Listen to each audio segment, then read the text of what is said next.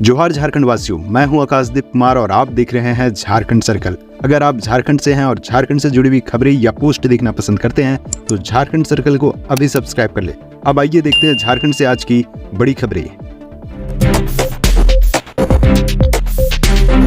झारखंड के कई जिलों में बारिश, ओलावृष्टि, गर्मी से मिली राहत। 10 मई तक ऐसा ही रहेगा मौसम, तापमान में होगी गिरावट। मौसम विभाग के मुताबिक अगले 3 दिनों तक राज्य का मौसम ऐसा ही रहेगा। कई जिलों में 10 मई तक बारिश, वज्रपात की संभावना है। हालांकि उसके बाद फिर से तापमान में बढ़ोतरी हो सकती है।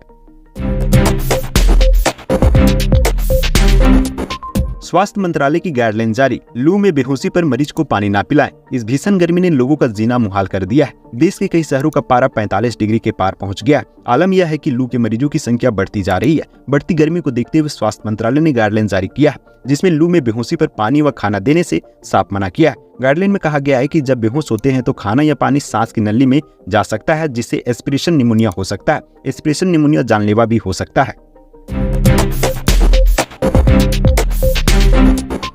प्रोजेक्ट बिल्डिंग में भी पड़ा ईडी का छापा, संजीव लाल के चैम्बर से मिला कैश। ईडी के अधिकारियों ने प्रोजेक्ट बिल्डिंग में मंत्री आलमगीर आलम के निजी सचिव संजीव लाल के ऑफिस के ड्रॉवर से कैश बरामद किया। ईडी के अधिकारी बुधवार को तकरीबन 12 बजे प्रोजेक्ट बिल्डिंग में छापेमारी के लिए पहुंचे थे। गौरतलब है कि 6 मई को ईडी ने रांची के कम से कम 11 ठिकानों पर छापा मारा था। छापेमारी में उस दिन 32 करोड़ रुपए से अधिक रकम मिली थी। इसमें से 25 करोड़ रुपए मंत्री आलमगीर आलम के निजी सचिव संजीव लाल के घरेलू सहायक जहांगीर आलम के फ्लैट से मिला था। 25 करोड़ रुपए गाड़ी खाना इलाके में सैयद सोसाइटी स्थित एक फ्लैट से बरामद किया गया था। करहा रहा हेल्थ, हाट में झूला सिस्टम, राज्य की स्वास्थ्य व्यवस्था करहा रही है। इसका ताजा उदाहरण सिमडेगा के कोलीबिरा प्रखंड के सकरोला एरेंगा टोली में देखने को मिला, जहां प्रसव पीड़ा से करहा रही एक महिला को परिजन खाट से लादकर सड़क तक लाए। ग्रामीण गर्भवती महिला को लगभग 2 किलोमीटर पैदल चलकर सड़क तक लाया गया। इसके बाद एम्बुलेंस की मदद से महिला को अस्पताल ले जाया गया।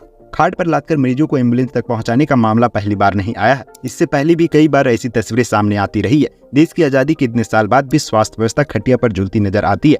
इरेंगा टोली जैसे दर्जनों गांव ऐसे हैं जहां सड़क का न रहना, मूलभूत सुविधाओं का न पहुंचना कहीं न कहीं सरकारी सिस्टम के हर गांव तक विकास की किरणें पहुंचाने के दावे पर सवालिया निशान खड़ा करता है।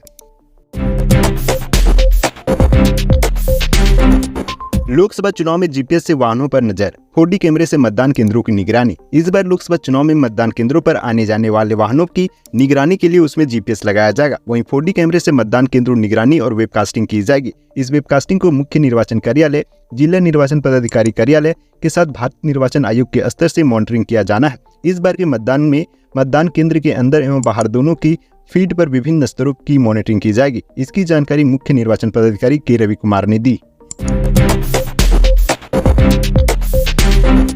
बाबूलाल मरांडी ने चंपई सरकार के खिलाफ जारी किया आरोप पत्र। झारखंड बीजेपी प्रदेश अध्यक्ष बाबूलाल मरांडी ने सरकार के खिलाफ आरोप पत्र जारी करते हुए कहा कि सरकार भ्रष्टाचारियों को संरक्षण दे रही है, उसे बचाने का काम कर रही है। सत्ता में शामिल लोगों की तिजोरी तक भ्रष्टाचार का पैसा पहुंच रहा है। मंत्री के आपात सचिव के नौकर के यहाँ से छापे में 35 करोड़ रुपए मिले। ऐसे में मंत्री और सचिव को यहाँ छापा मारने पर कितने रुपए मिलेंगे, इसका अनुमान लगा पाना भी मुश्किल है। उन्होंने कहा कि झारखंड में सत्ता पर बैठे लोग राज्य को लूटने और कमाने में लगे हैं। कांग्रेस आदिवासियों को कीड़ा मकोड़ा की तरह समझती है। कांग्रेस और झारखंड मुक्ति मोर्चा की दोस्ती किसी से छिपी नहीं है। कांग्रेस शुरू से ही झारखंड और झारखंड वासियों की विरोधी रही है। आलमगीर आलम के आपात सचिव संजीव लाल को सस्पेंड करने की तैयारी। ग्रामीण विकास मंत्री आलमगीर आलम के आपात सचिव व झारखंड प्रशासनिक सेवा के अधिकारी संजीव लाल को निलंबित करने की तैयारी की जा रही है। ईडी के द्वारा उन्हें 6 मई को देर रात में ही गिरफ्तार किया गया था। मंगलवार को कोर्ट में पेश करने के बाद उन्हें ईडी के रिमांड पर भेजने का आदेश दिया गया। ऐसे में सरकार उन्हें सस्पेंड करने की तैयारी कर रही है। जल्द में ही इस संबंध में संचिका बढ़ाई जाएगी। मुख्यमंत्री चंपई सोरेन की सहमति के बाद इस संबंध में कार्मिक विभाग आदेश जारी करेगा।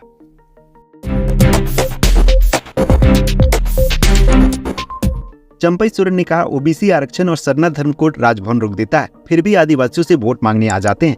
सीएम चंपई सोरेन ने बीजेपी पर तंज कसते हुए कहा है कि ओबीसी आरक्षण और आदिवासी सरना धर्म कोड राजभवन रोक देता है, फिर भी बीजेपी के नेता आदिवासियों से वोट मांगने झारखंड आ जाते हैं। दरअसल सीएम चंपई हाल में हुए पीएम मोदी के झारखंड दौरे पर तंज कर रहे थे। उन्होंने आगे कहा, झारखंड में 1932 के खतियान पर आधारित स्थानीय नीति, 27% ओबीसी आरक्षण तथा आदिवासी सरना धर्म कोड जैसे महत्वपूर्ण विधेयकों को सालों साल राजभवन द्वारा रुकवाया जाता रहा है। इसके बाद भी पता नहीं कैसे ये आदिवासी विरोधी लोग झारखंड में वोट मांगने आ जाते हैं। इस बीच सीएम चंपई सोरेन चुनाव प्रचार की गहमागहमी के बीच एक ढाबे पर मंत्री बन्ना गुप्ता और सत्यानंद भोक्ता के साथ चाय पर चुनावी चर्चा करते हुए दिखे।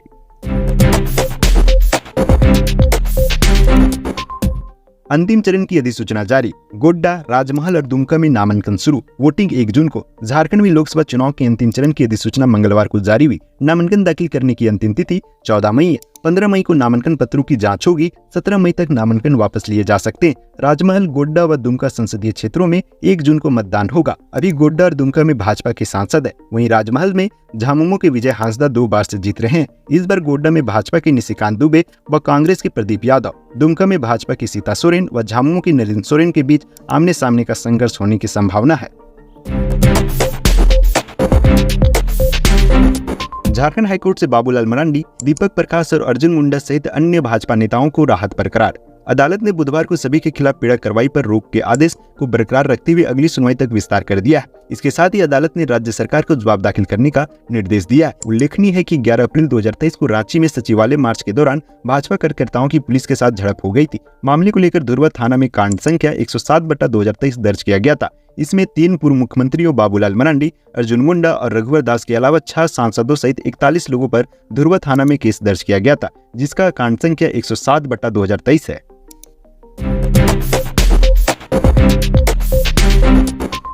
हटिया रेलवे स्टेशन से गिरफ्तार किए गए 6 मादक पदार्थ तस्कर। ऑपरेशन नार्कोस के तहत हटिया रेलवे स्टेशन से 6 मादक पदार्थ तस्करों को गिरफ्तार किया गया। मिली जानकारी के अनुसार ये कामयाबी आरपीएफ पोस्ट हटिया के अधिकारी और कर्मचारी, फ्लाइंग टीम रांची और जीआरपीएफ हटिया को मिली है। इनकी संयुक्त टीम हटिया रेलवे स्टेशन पर चेकिंग में लगी हुई थी। चेकिंग के दौरान टीम को 6 व्यक्ति संदिग्ध अवस्था में मिले। इनके पास 4 ट्रॉली बैग और 1 बड़े आकार का बैग था। संदेह के आधार पर उन्हें हटिया स्टेशन पर हिरासत में लिया गया। बैग की जांच करने पर इनसे 32 पैकेटों का डीडी किट से परीक्षण किया गया। इसके अलावा marijuana के 32 पैकेट मिले। इसका वजन 32 किलोग्राम और अनुमानित मूल्य 16 लाख रुपये है। इस बारे में कोई कानूनी अधिकार प्रस्तुत नहीं कर पाए। 2 महीने पहले हुआ सामूहिक दुष्कर्म, परिजनों को भी नहीं बताया। अब दी जान, लिखा मैं ऐसे नहीं जी सकती। रांची में बिरसा कृषि यूनिवर्सिटी की छात्रा के सुसाइड मामले में पुलिस ने आत्महत्या के लिए उकसाने का मामला दर्ज किया। सेकेंड ईयर की छात्रा ने आरोपियों द्वारा सामूहिक बलात्कार करने के 2 महीने बाद ही हाल में ही फांसी लगाकर खुदकुशी कर ली है। सामूहिक दुष्कर्म की बात घर वालों को भी नहीं पता थी। इसका पता युवती की सुसाइड नोट से लगा। मनरेगा में काम कर रहे संविदा कर्मियों को अस्थायी करने की मांग। झारखंड राज्य मनरेगा कर्मचारी संघ के प्रदेश उपाध्यक्ष महेश सोरेन ने ग्रामीण विकास विभाग को मनरेगा आयुक्त को पत्र लिखकर मनरेगा अभियंता, समवर्ग एवं समस्त मनरेगा कर्मियों को स्थानीयकरण का लाभ देने का अनुरोध किया है। मुख्यमंत्री ने झापरेस के 7 अधिकारियों पर कार्रवाई करने के दिए आदेश। मुख्यमंत्री चंपई सोरेन ने झारखंड प्रशासनिक सेवा के 7 अफसरों पर विभागीय कार्रवाई करने का आदेश दिया। इनमें 3 अधिकारी सेवानिवृत्त हो गए हैं। सभी अधिकारियों पर उनके पदस्थापन काल में अलग अलग मामलों पर गड़बड़ी करने के आरोप में कार्रवाई करने की अनुशंसा की गई है। दिल्ली हाईकोर्ट पहुंचे मधु कोड़ा, मांगी विधानसभा चुनाव लड़ने की परमिशन। झारखंड के पूर्व सीएम मधु कोड़ा ने दिल्ली हाईकोर्ट का दरवाजा खटखटाया है। मधु कोड़ा ने दिल्ली हाईकोर्ट में विधानसभा चुनाव लड़ने देने की आग्रह करते हुए एक याचिका दाखिल किया। उन्होंने विधानसभा चुनाव लड़ने के लिए दोषी सिद्धि पर रोक लगाई जाए, वरना वो चुनाव लड़ने से चूक जाएंगे। याचिका में उन्होंने खुद के पूर्व सांसद, विधायक और सीएम होने का हवाला दिया। गौरतलब है कि झारखंड में इसी साल विधानसभा चुनाव होना है। अगर उनकी दोषी सिद्धि पर रोक नहीं लगा तो वो चुनाव लड़ने से चूक जाएंगे। हाईकोर्ट से केंद्रीय मंत्री अर्जुन मुंडा को बड़ी राहत, जुर्माने के आदेश में हुआ संशोधन। झारखंड हाईकोर्ट से राज्य के पूर्व मुख्यमंत्री और खूंटी लोकसभा से बीजेपी उम्मीदवार अर्जुन मुंडा को बड़ी राहत मिली है। हाईकोर्ट ने उनके ऊपर जुर्माना लगाए जाने के आदेश को संशोधित कर दिया। दरअसल हाईकोर्ट की तरफ से अर्जुन मुंडा पर जुर्माना लगाए जाने के बाद हस्तक्षेप याचिका दायर की गई थी, जिस पर हाईकोर्ट के न्यायाधीश राजेश कुमार की कोर्ट में सुनवाई हुई।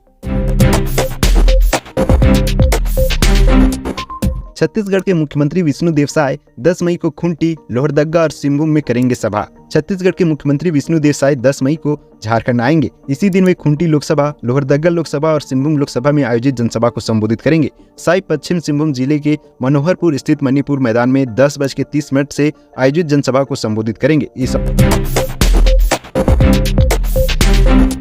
चाईबासा में सर्च के दौरान सुरक्षा बलों ने 3 नक्सली बंकर किए ध्वस्त, भारी मात्रा में डेटोनेटर बरामद। पश्चिमी सिंहभूम में भाकपा माओवादियों के खिलाफ चलाए जा रहे सर्च अभियान के दौरान पुलिस को बड़ी कामयाबी मिली है। मंगलवार रात पुलिस और सीआरपीएफ ने संयुक्त अभियान के क्रम में जिले के गोयलकेरा और टोंटो थाना क्षेत्र के राजबासा जंगल के पास से 325 पीस डेटोनेटर समेत कई अन्य सामान बरामद किया है।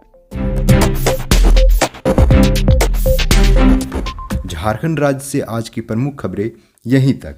इस वीडियो के बारे में कोई सजेशन या राय है तो हमें कमेंट के माध्यम से अवगत कराएं। बाकी बात आप अपना और अपने परिवार का ख्याल रखें। जोहार। जय हिंद, जय झारखंड।